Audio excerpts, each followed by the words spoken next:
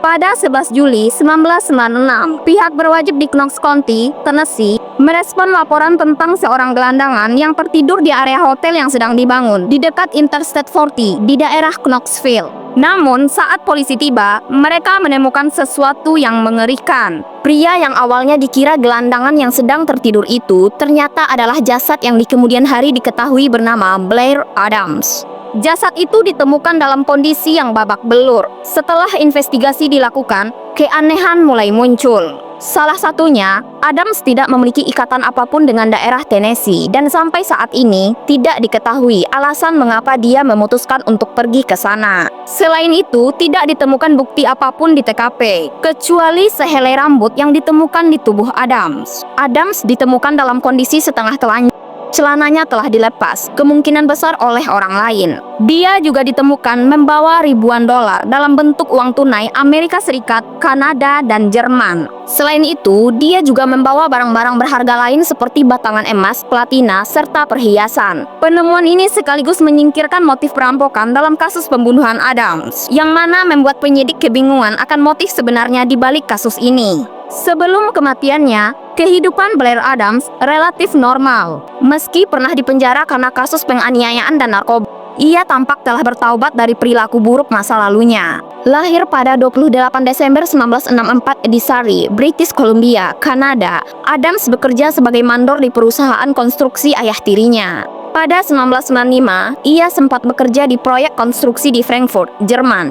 Di sana, ia menjalin hubungan asmara dengan seorang wanita Jerman. Pada akhir tahun 1995, Adam kembali ke Kanada setelah proyek konstruksinya selesai. Namun, menjelang pertengahan tahun 1996, sikapnya berubah drastis. Ia mulai tidak peduli dengan pekerjaannya, meninggalkan lokasi konstruksi dalam keadaan tidak terkunci, dan berkata kepada beberapa temannya kalau ia sudah tidak tahan bekerja di sini lebih lama lagi. Tak lama kemudian, ia tiba-tiba mengundurkan diri tanpa alasan dan tidak mengambil gaji terakhirnya. Mood dan perilakunya setelah mengundurkan diri semakin tidak stabil. Sampai puncaknya, dia mengatakan kepada beberapa temannya kalau dia takut akan dibunuh oleh seseorang. Pada 5 Juli 1996, Adams menarik hampir semua uang di tabungannya dan mengosongkan berangkas pribadinya yang berisi uang tunai, perhiasan emas, dan platina senilai lebih dari 6.000 dolar. 2 hari kemudian, ia mencoba masuk ke Amerika Serikat melalui perbatasan Kanada-Amerika, tetapi ditolak karena dicurigai sebagai penyelundup narkoba.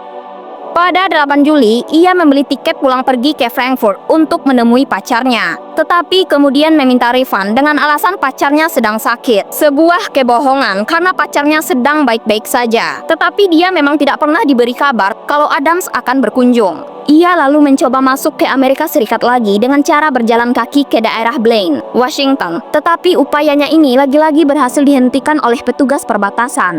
Dia juga sempat ditahan di perbatasan karena dia mirip dengan deskripsi pencuri mobil di daerah setempat. Setelah dibebaskan karena tidak ada bukti yang kuat, Adams menyewa mobil Nissan Altima di Bandara Vancouver dan akhirnya berhasil masuk Amerika Serikat di upaya ketiganya. Setelah berhasil memasuki Amerika, dia langsung pergi ke daerah Seattle. Dari Seattle, ia terbang ke Washington DC, lalu menyewa Toyota Camry dan berkendara ke Knoxville, Tennessee. Di Tennessee, perilaku Adams semakin aneh. Saat ia berhenti di salah satu pom bensin, dia mencoba menghidupkan mobil Toyotanya dengan kunci mobil Nissan-nya. Saat diingatkan kalau dia salah kunci, Adams menolak untuk mencari kunci mobil Toyotanya. Ia kemudian diantar ke Hotel Fairfield Inn dan mobilnya diderek ke bengkel terdekat. Di hotel tersebut, Adam memutuskan untuk menyewa satu kamar. Tetapi anehnya, dia tidak pernah masuk ke kamarnya. Petugas hotel mendeskripsikan kalau Adams tampak gelisah dan paranoid selama dia berada di lobi hotel. Pada malam tanggal 10 Juli, Adams meninggalkan hotel tersebut dengan membawa kunci kamarnya, sekaligus menjadi penampakan terakhirnya dalam keadaan hidup. Karena pada tanggal 11 Juli, jasadnya ditemukan keesokan paginya di tempat parkir di Tennessee. Otopsi menunjukkan penyebab kematiannya adalah sepsis akibat pukulan keras yang merobek jaringan perutnya. Di tubuhnya juga ditemukan banyak luka yang kemungkinan berasal dari upayanya mempertahankan dirinya. Sehelai rambut panjang yang ditemukan di tubuhnya